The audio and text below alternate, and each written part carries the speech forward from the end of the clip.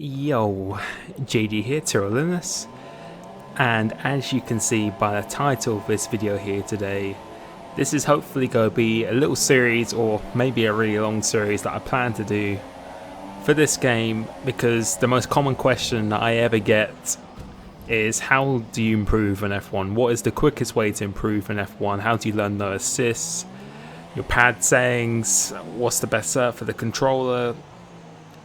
I get this. It's the most common question I ever get, and I really want to address this by hopefully doing videos in this of kind of really just discussion videos of my experiences on F1 and previous games as well, which have helped me, in my opinion, make me really tap into what I can potentially do much faster than using maybe other techniques and everything what other people are currently doing, because a lot of people play this game who play sometimes probably even more than me in this game or previous other F1 games. But just really, I'm just going to spread my advice of what I feel is the best way to learn, and this video specifically is just my number one real advice of how I feel is the quickest way to get better at F1. If you're serious about competing and want to play the game seriously, where you actually want to compete in leagues or anything, or even you just want to just have fun, even just on career or anything, but you still want to beat the ultimate AI or anything like that, then I will try and explain in this video what I feel, in my opinion, is probably the best way. So for me, I've started really playing F1 games on a serious level since 2011 is when I joined my first league. So about 6 years now that I've been doing playing these F1 games, and I've loved it ever since. But for me, I felt I've always been reasonably good when I first started playing F1, because I used to play Project Gotham Racing, if you don't know, PGR4, which I mentioned quite a few times in my videos. That was a real big game for me, and I used to play that actually at a competitive level as well, even trying to qualify for the World Championship for the European Online Qualifiers, which I didn't get through on, but I think I came 4th in the UK when I did that. So that was a game that I took pretty seriously, which I transferred over to F1, but I didn't really get into F1 2011 competitively until probably the last part of the game, the last 6 months of the game. I decided to join TRL, which is hence why my name is TRL Limitless Total Racing Leagues, which back in the day used to be like the AOR of leagues. It used to be, I would say probably it was the biggest league at the time before AOR or ARL at the time took over. But for me, I started off playing F1 games with all assists. So I used to use traction control, I used to use ABS, I used to use Racing Line, I used to use Far Chase Cam, because that's what I used to play in PGR4, and I stuck with that for a year.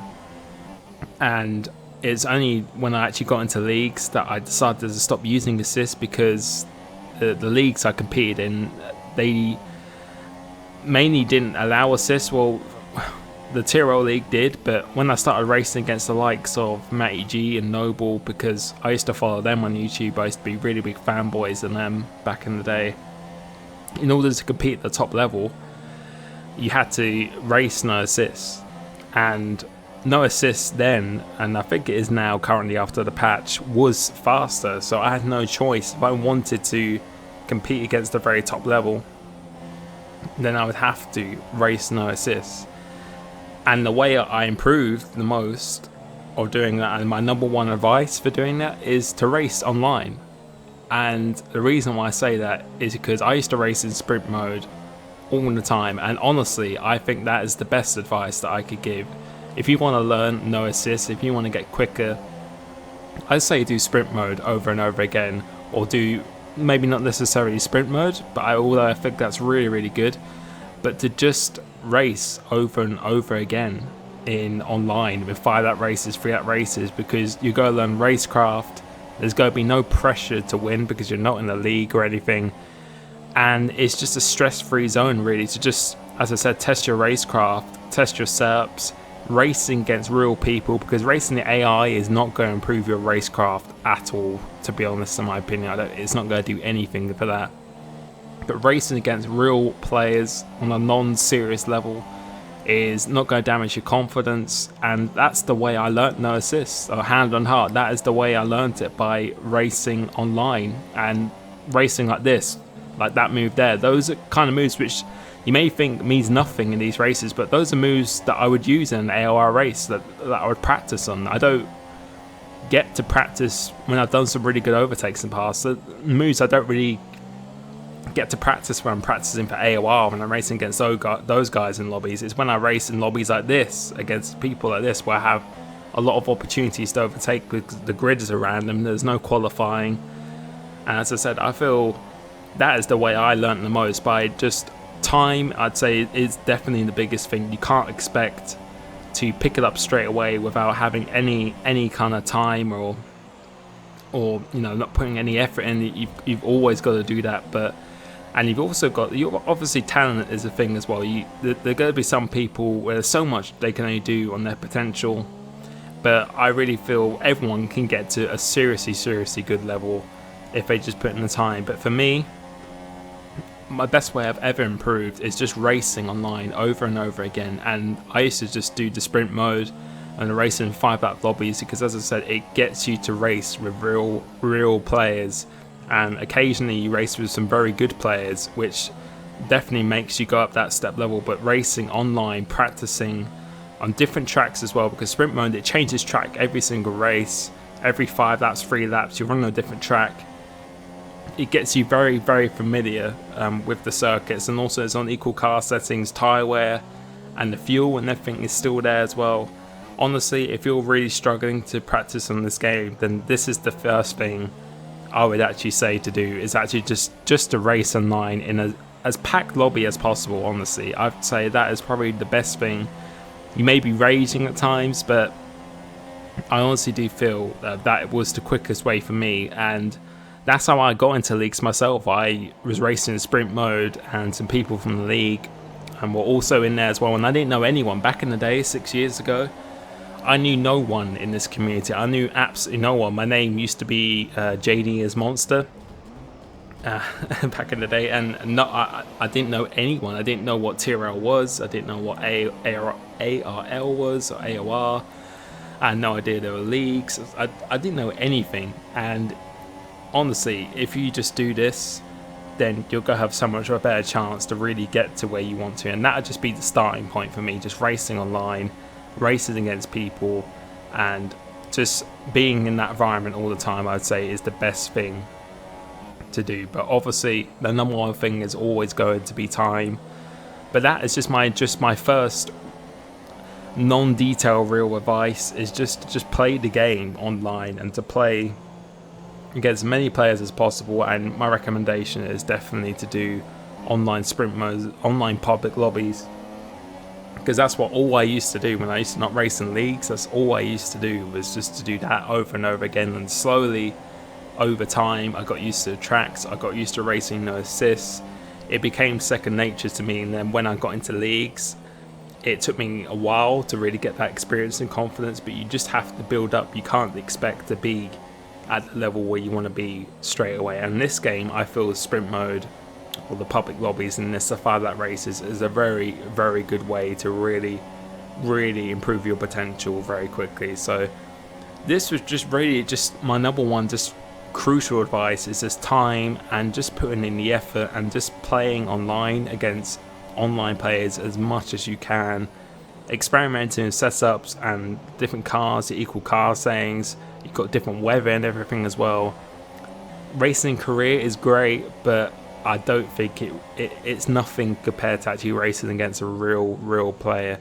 And most of the time in sprint mode, you don't have those top elite players in leagues who are playing that often.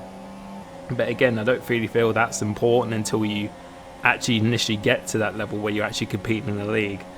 But I feel just being in that environment of racing wheel to wheel with other cars, practicing overtakes, for me, I use it to just really keep myself in check, keep myself dialed into the game. That's really what I do. Before AOR, I actually do some sprint modes, like 2 hours before, 3 hours before, just to get me warmed up, or get me sharper for the game, and that's exactly it. It makes me sharper at the game. So when I do compete in leagues where people who do know how to race wheel to wheel, I've been in that situation before, and I'm just much more familiar with the game, and it's helped me so much. Because if you used to watch me when I first started, as I said, I didn't think I was a bad player, but I was an average player. I'd say I didn't used to win online. I didn't used to win like in sprint modes or anything like that. I was a reasonable, probably slightly better than an average player, but over time, you put in the time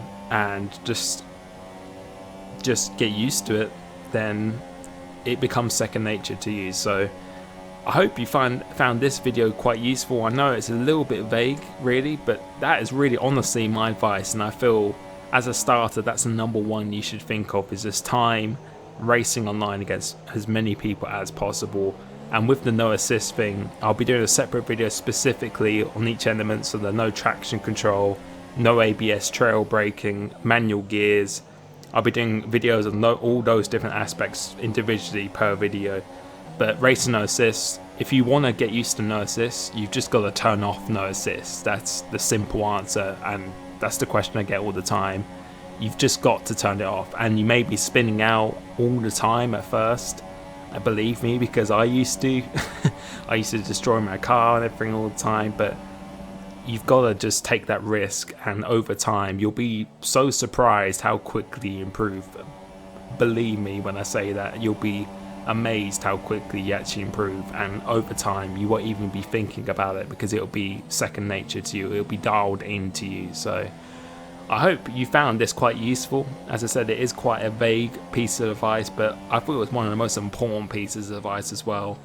Let me know what you want me to do for next video. If it'll be no traction control, getting used to that, switching from some full traction to no traction, or ABS or trail braking video. I plan to do maybe a controller cam for that one on this game. I feel it'll be quite useful. But anything else you could think of, then please let me know. Like the video if you did enjoy it. Normally I don't ask for that, but if you could like this, if you did find this useful, that would be really helpful to me. But as always, thank you so much for the support, and I will catch you next time. Peace.